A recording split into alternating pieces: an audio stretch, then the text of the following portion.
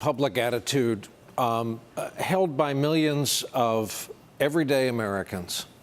All I've got on a computer is pictures of my family, CCTV cameras that are prevalent in a ton of American cities and overseas capitals. Those cameras are your friend if you're innocent and have nothing to hide.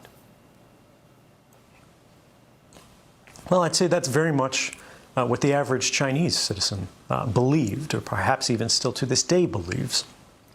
But we see how these same technologies are being applied to create what they call the social credit system.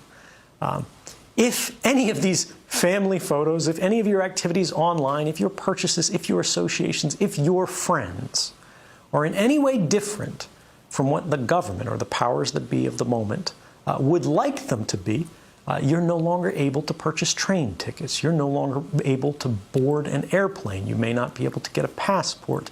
You may not be eligible for a job. You might not be able to work for the government. All of these things are increasingly being created and programmed and decided by algorithms.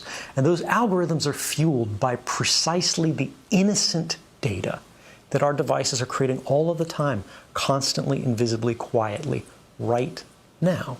Our devices are casting all of these records that we do not see being created, that in aggregate seem very innocent. You were at Starbucks at this time. You went to the hospital afterwards. You spent a long time at the hospital.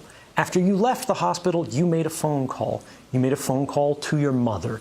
You talked to her until the middle of the night. The hospital was an oncology clinic.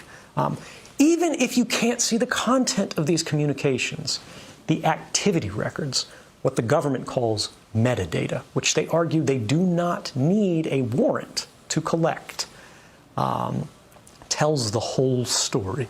And these activity records are being created and shared and collected and intercepted constantly by companies and governments. And ultimately it means as they sell these, as they trade these, as they make their businesses on the backs of these records, what they are selling is not information. What they are selling is us.